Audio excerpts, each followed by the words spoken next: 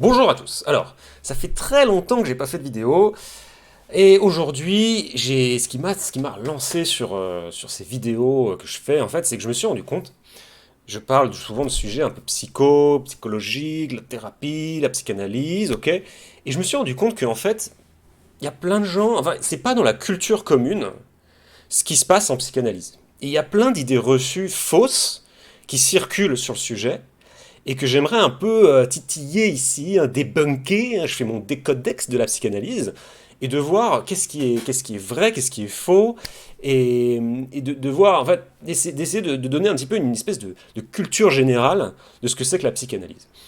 Il y a beaucoup de... Enfin disons, je pense qu'il y a pas mal de psy qui parlent pas trop avec leurs patients des étapes de ce qui se passe dans la psychanalyse, et pour des raisons tout à fait légitimes, de voilà, bon bah, je vais pas te spoiler la fin du film, t'es pas loin, il faut que tu fasses le chemin par toi-même, d'accord.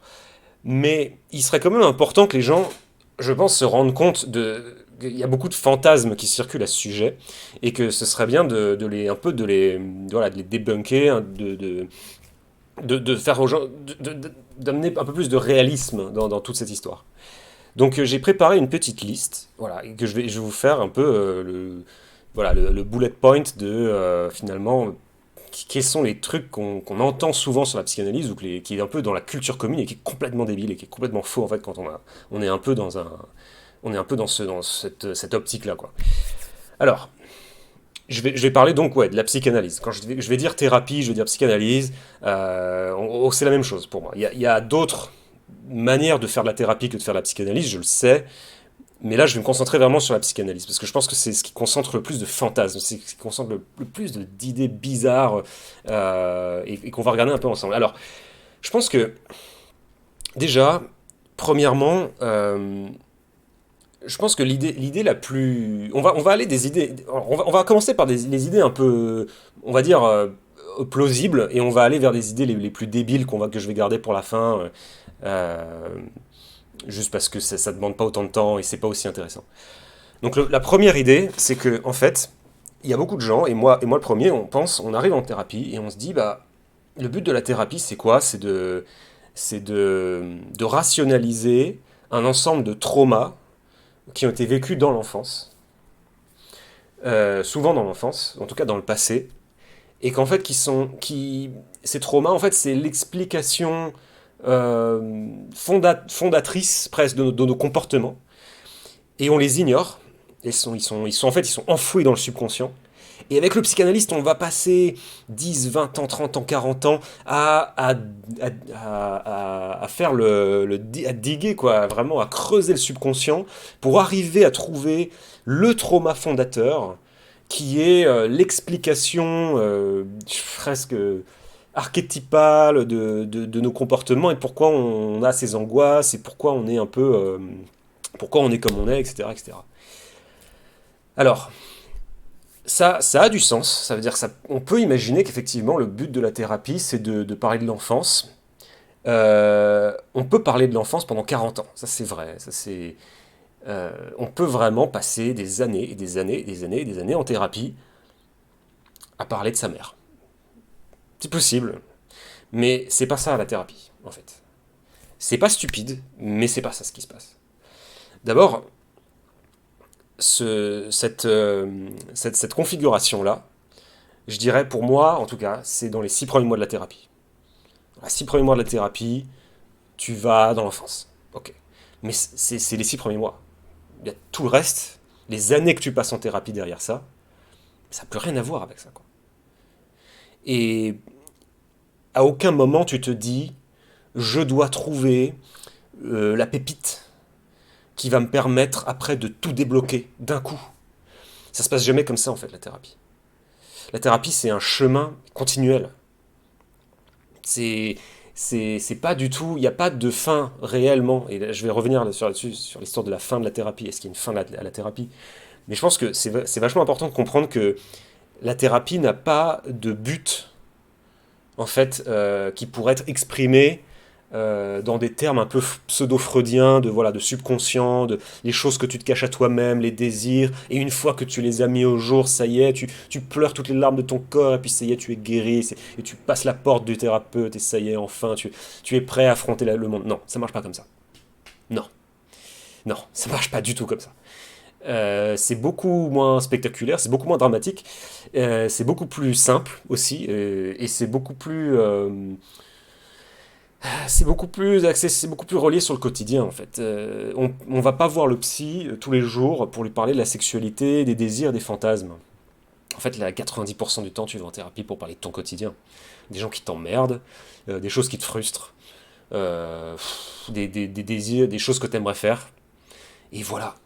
En fait, c'est assez rare que tu passes ta vie à creuser le subconscient en thérapie, ou vous parlez de je sais pas quoi, de sujets complètement, voilà, les envies de meurtre que tu peux avoir. Enfin, ça n'arrive en fait pas vraiment, quoi. C'est assez rare. Donc voilà, donc c'est un peu pour démythifier l'image de la thérapie qu'on peut avoir, qu'on peut se dire voilà, la thérapie c'est un truc qui fait peur, oh là là, on va aller dans le subconscient. Non, non, enfin, un peu, mais pas, c'est pas l'essentiel du truc. Donc voilà, ça c'est un premier point que je voulais poser là, qu'il y aurait en thérapie un objectif de trouver le trauma fondateur. Bah non, en fait, le trauma fondateur, il n'existe pas souvent. Très souvent, il n'existe pas.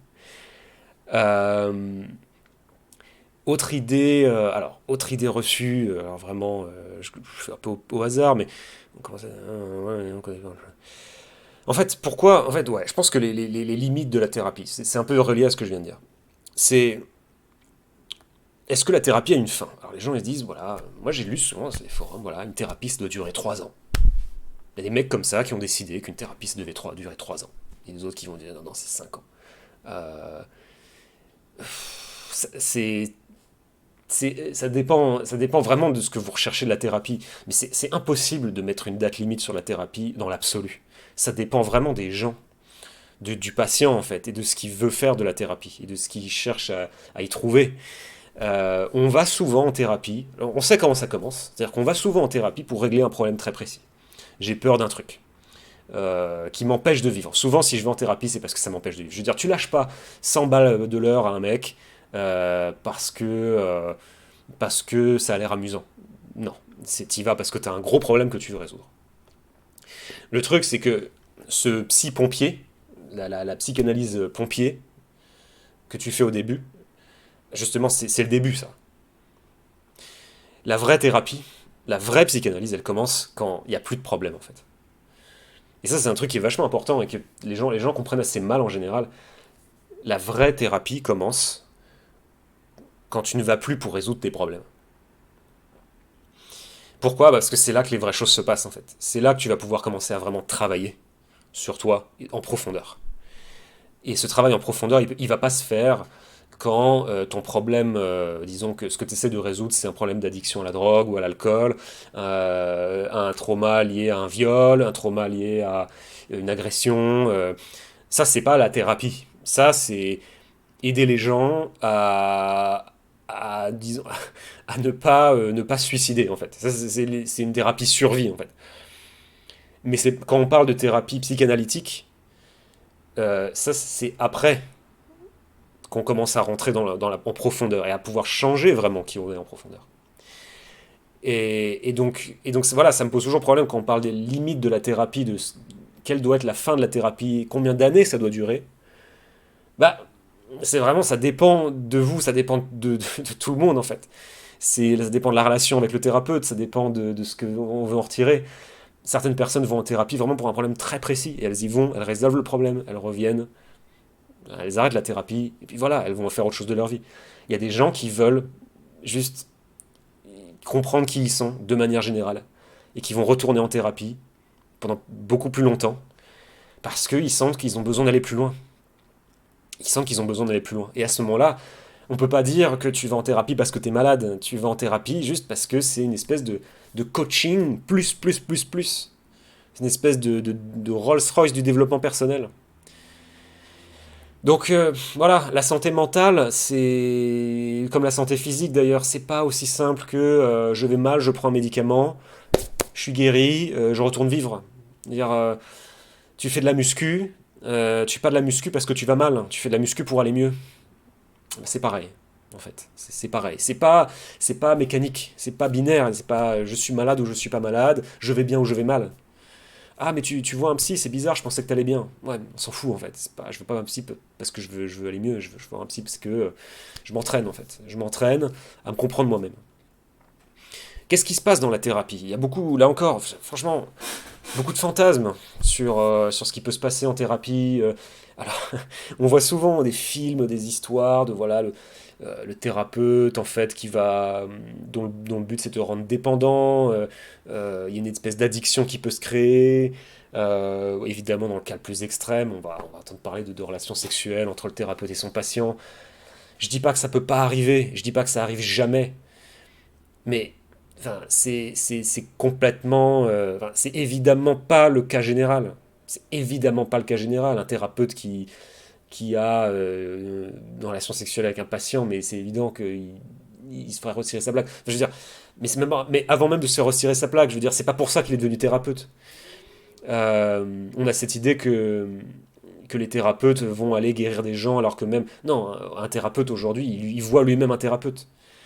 Je veux dire, il y a très peu de chances de tomber sur un thérapeute qui soit une espèce de pervers bizarre qui va te tenir dans une relation de dépendance parce que c'est un peu son gagne-pain. Non, non, ça arrive pas, ça arrive jamais. Euh, c'est juste pas le. De la même manière que, tu vois, de trouver un prof qui va vouloir, je sais pas, te maintenir dans une situation de dépendance intellectuelle, tu vois. Ça peut arriver une fois sur un million, mais en fait, c'est tellement éloigné du cas général que c'est très bizarre d'entendre ces idées-là venir de manière très spontanée chez des gens qui connaissent pas, que ce soit ça qui vienne chez eux naturellement. Et c'est pour ça que je pense que c'est hyper important de construire, je sais pas, alors comment on pourra faire ça, mais de construire une espèce de culture générale de la thérapie, que les gens sachent, au moins s'ils n'en font pas, même s'ils en ont jamais fait, au moins ils aient une idée de ce qui s'y passe, que ce soit pas une espèce de boîte noire où ils disent oh là là, lui il est thérapie, ou là là, il doit parler de sexe, il doit parler de désir, il doit parler d'envie de meurtre, ou ça doit être bizarre, ah, je me sens pas bien, tu vois. Euh, non, non, non, non, c'est pas ça la thérapie. Euh, alors il y a l'idée, ton pote peut être ton psy et ça revient moins cher. C'est vrai que c'est un truc qu'on peut se demander finalement. Pourquoi, si le but de la thérapie c'est juste de parler à un mec, pourquoi tu le payes, pourquoi tu les lâches, je sais pas combien d'euros finalement, tu pourras parler à ton pote et voilà, ça fait ta thérapie, tu vois. C'est un truc, c'est assez naturel de penser ça, quoi. Alors, c'est quoi la différence entre, alors très basiquement, c'est quoi la différence entre parler à un thérapeute et parler à ton pote? De manière très concrète, le thérapeute il te laisse parler. Un, le thérapeute il te laisse parler, et deux, c'est en temps limité. Donc inconsciemment, il va se passer quelque chose dans ton cerveau où tu sais que tu vas aller dans un espace et dans un temps limité où tu vas être entendu quoi que tu dises et où ça sera gardé secret. Donc le pote, il a pas ça quoi. Tu peux avoir ton meilleur ami, l'ami le plus sympathique, il va jamais te donner, enfin, il peut te donner 100%, enfin disons, il va jamais te donner 100% de son attention et de manière totalement neutre sur tout ce que tu vas lui dire tout le temps. C'est impossible. Le psy, il est payé pour être dans la neutralité la plus absolue par rapport à ce que tu dis. Il te connaît pas, tu le connais pas. Tu connais pas sa vie, enfin, il connaît la tienne, mais en fait, il connaît pas vraiment ta vie, il sait ce que tu lui racontes. Ce qui n'est pas la même chose, déjà. Et voilà, donc déjà, ça fait déjà ces différences-là assez basiques qui font que c'est pas du tout la même chose. Et le psy, évidemment, inutile de le rappeler, le psy, il est formé pour ça. Il est formé pour ça. Pourquoi il est formé exactement? Pour écouter des gens parler? C'est facile d'écouter des gens parler. Non. Écouter des gens parler, c'est extrêmement dur. C'est extrêmement dur. Vous pouvez pas imaginer le nombre de fois, enfin, si, sûrement, tout le monde peut l'imaginer, mais le nombre de fois où quelqu'un te dit un truc, et t'es pas d'accord, et tu penses que c'est vraiment une connerie ce qu'il vient de dire. Et t'as envie de lui dire. Et parfois tu te dis, putain, je vais rien dire.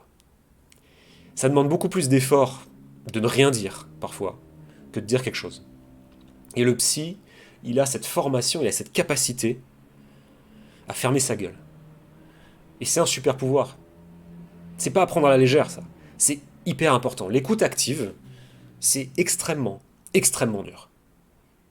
Extrêmement dur. Je parle pas de l'écoute passive, qui consiste à être là, à dire « Ah, c'est bien », tu vois. Mais l'écoute active, c'est-à-dire je suis là, je suis avec toi, je t'écoute, et je réfléchis, tu vois, et je processe, et tu me payes vraiment pour ça, tu vois. Et c'est ça la thérapie. C'est quand tu as en face de toi quelqu'un qui te manifeste de l'écoute active, une fois par semaine, deux fois par semaine, trois fois par semaine, pendant 2 ans, 3 ans, 4 ans, 5 ans, 6 ans, 7 ans, 10 ans, toi-même, tu deviens capable d'écoute active. Comme tu as toutes les semaines cet espace de disponibilité par rapport à tout ce que tu ressens, bah toi-même, tu deviens disponible pour les autres. C'est ça ce qui se passe en thérapie. Comme tu as toi-même de quoi te décharger, bah dans la vie, par rapport aux gens que tu vas rencontrer, tu te rends compte que tu es de plus en plus disponible. Tu es de moins en moins rigide, tu es de plus en plus souple. C'est ça le cadeau de la thérapie. Ça te donne de l'espace en fait, que tu peux consacrer aux autres. Ou pas. Tu peux le consacrer à ce que tu veux, tu peux le consacrer à des activités, tu peux le consacrer à d'autres trucs.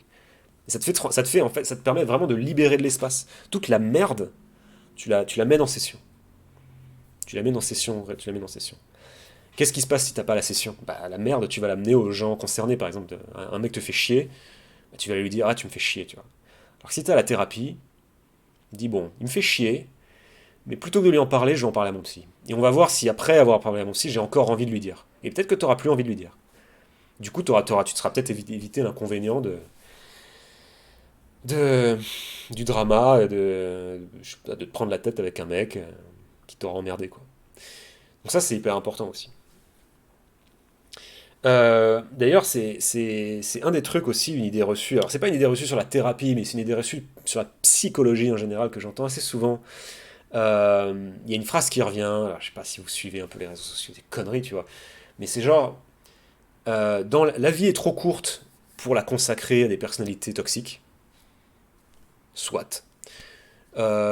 Si vous rencontrez des manipulateurs, des pervers narcissiques qui vous aspirent votre énergie, qui sont négatifs tout le temps, coupez la relation, parlez avec d'autres gens. Alors, c'est une idée reçue qui n'est pas fausse en soi, mais elle est fausse en général. Alors d'abord, on a l'idée que... Enfin, quand j'entends ça, et quand j'entendais ça plutôt, j'avais l'idée que, merde, le monde est peuplé de pervers narcissiques. Tu vas croiser un pervers narcissique à tous les coins de rue. Non. Non, c'est pas vrai. Tu vois. Alors, le monde n'est pas, se divise pas entre les pervers narcissiques et les ultra sensibles ou je sais pas quoi. Non. La plupart des gens sont juste des gens normaux. Maintenant, il y a des gens qui vont être toxiques pour toi. Pour toi. Et ça fait une énorme différence. Est-ce que ces gens-là, il faut les circonscrire? Ouais. Est-ce qu'il faut les mettre dans un coin où ils peuvent pas trop t'emmerder? Ouais. Est-ce qu'il faut pas leur accorder trop d'attention, trop d'énergie? Oui. Est-ce que ça veut dire pour autant qu'il faut couper la relation? Mettons, si c'est un ami ou une connaissance, tu vois. Est-ce que ça veut dire pour autant qu'il faut couper la relation? Dans beaucoup de cas, non. C'est pas ce que je vous dis, ça veut pas dire garder tous vos amis même si c'est des gens toxiques. Ça dépend, évidemment. Il n'y a pas de règle.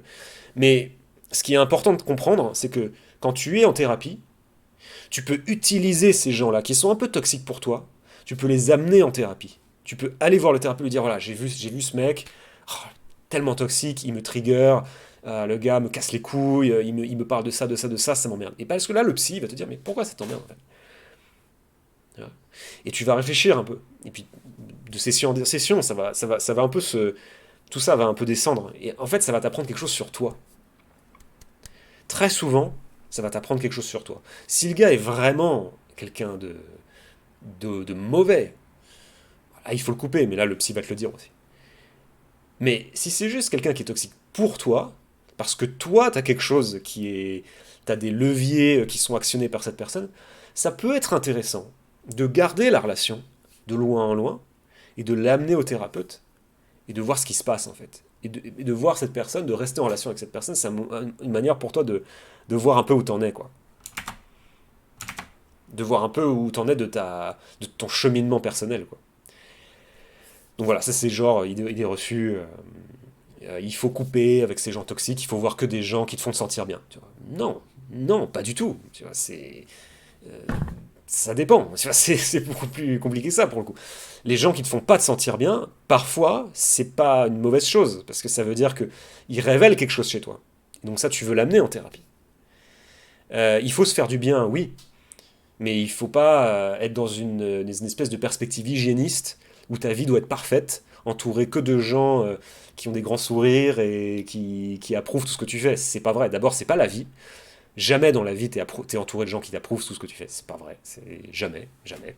Quelle que soit d'ailleurs la culture, t'es jamais entouré de gens qui approuvent tout. Donc faut vivre avec. Et ça m'amène peut-être au dernier. Je sais pas si ça va être mon dernier point, mais en tout cas, alors à quoi sert la thérapie? Si la thérapie ça sert pas à résoudre tes problèmes directement, en tout cas, c'est pas le seul but. Alors à quoi d'autre ça peut servir? Ben justement, c'est un espace où euh, tu viens exprimer la vie, en fait. Tu viens exprimer tous les éléments de ta vie, sans jugement. Parce qu'au début, il y a bien du jugement. Mais en fait, plus tu vas, plus tu te rends compte, en fait, tout ce qui se passe dans ta vie a sa place. Et dans la vie, bah, il y a de la souffrance. C'est comme ça. C'est pas, la thérapie ne supprime pas la souffrance. Jamais. Jamais. La thérapie ne supprime pas la souffrance. La thérapie, elle t'aide à vivre avec ta souffrance. À la circonscrire, à la comprendre. Elle va pas la supprimer pour toi. C'est c'est quelque chose, il y a beaucoup de choses à dire sur ça, parce que je pense vraiment que les gens à qui je parle en général qui l'ont pas fait, ils savent rien de la thérapie. Et c'est dommage, parce que finalement, je pense qu'il y a beaucoup de gens qui ont jamais médité de leur vie, et qui sont assez conscients de ce qu'on trouve en méditation, par exemple. Ils imaginent, tu vois. Il y a des gens, de la manière, tu peux ne jamais être allé en Asie, et pourtant, bah, voilà, t'as vu des photos de voyage, t'as vu des choses, voilà, t'as une petite idée, t'as une petite carte dans la tête de, ok, si j'allais en Asie, probablement il se passerait ça, ça, ça, ça, ça. Et ben, avec la thérapie, c'est pas ça. C'est-à-dire que les gens qui n'en ont pas fait, en général, ont des idées complètement fausses sur ce qui se passe dans l'espace thérapeutique. Euh, et ça explique un peu, bah, je dirais pas le stigmate, mais c'est pas vrai qu'il y a un stigmate, mais en tout cas, c'est pas forcément, selon les milieux selon les milieux que tu fréquentes, t'as pas forcément le même, enfin, c'est pas forcément vu de manière hyper positive, quoi. En tout cas, ça génère des questions, quoi. Le fait d'être en thérapie, ça génère des questions. Euh, et, et encore une fois, ouais, des fantasmes, quoi, des trucs où on se dit, voilà, le thérapeute, il est super fort, il devine qui tu es, c'est un mentaliste. Non, le thérapeute, c'est pas un mentaliste, le thérapeute, il est pas là pour deviner quoi que ce soit. Euh, le thérapeute peut être bête. C'est un truc, le thérapeute peut être bête, c'est pas grave, tu vois. Le thérapeute est peut-être pas le meilleur thérapeute du monde, c'est pas grave. Le principal dans la thérapie, c'est pas que le thérapeute t'amène la résolution de tes problèmes et te le mette dans la main. C'est pas comme ça que ça se passe. La thérapie, c'est le thérapeute t'accompagne dans un chemin qui est le tien, qui est irréductible à aucun autre. Et le thérapeute, il est là, il va te servir un peu de miroir, quoi. Tu vas lui envoyer des trucs, il va te les renvoyer. Puis voilà, quoi. Mais faut pas imaginer un truc qui soit très flamboyant ou finalement voilà, une fois qu'on a trouvé la solution à tous les problèmes, ça y est, on est dans une espèce de d'autre dimension de la réalité. Bah non, c'est assez quotidien en fait. Ça fait partie du quotidien au bout d'un moment. Et c'est ces petites choses du quotidien souvent qui ont le plus gros impact. C'est pas les choses les plus spectaculaires qui vont avoir le plus gros impact sur nos vies souvent. C'est les choses du quotidien. C'est les choses qu'on fait toutes les semaines, tous les jours. On les fait parfois sans y penser. Mais on y revient, on y revient, on y revient. Et puis en fait, c'est des années après. On se dit merde, en fait, j'ai changé quoi. Je pense toujours à quand Sangohan il veut tirer l'épée. Sangohan il est sur la planète des dieux et il veut tirer l'épée non, c'est pas ça. Enfin, il veut devenir le guerrier le plus puissant de l'univers. Et en fait, il trouve une espèce de sage bizarre qui se met à danser autour de lui, qui fait n'importe quoi. Il attend, il attend, il attend. Et au bout de plusieurs heures, Sangohan il fait bon, ça suffit maintenant. Et puis en fait, il y a une énergie qui sort de lui. Et il se rend compte lui-même, il dit mais ah mais je peux faire ça en fait. Bah, la thérapie, c'est ça. La thérapie, c'est des années où tu te dis que ça sert à rien. Tu te dis, je perds mon temps. Mon psy est un con, il dit n'importe quoi. Et en fait, et puis, au bout d'un moment, tu te dis, mais attends, il se passe un truc, tu vois. Tu te dis, ah ouais, mais non, en fait, j'ai fait énormément de progrès, mais je m'en suis pas rendu compte, quoi. Ah, la thérapie, c'est ça. Tu fais énormément de progrès et tu t'en rends pas compte. En fait, comme tout, hein. Probablement comme tout ce qu'on fait dans la vie, quoi, quelle que soit l'activité artistique, créative, scientifique. C'est. Mais voilà. Mais la thérapie, c'est pareil. Voilà. C'est aussi bête que ça. Voilà, donc je pense que je vais arrêter là. Mais ouais, c'est en gros essayer un peu de débroussailler tout cet univers qui est bien inconnu de beaucoup de gens. Et je pense que ça mériterait de faire partie de tout simplement la culture générale. Voilà, au même titre que beaucoup, beaucoup d'autres choses. Voilà, bah merci d'avoir regardé et puis à bientôt. Salut.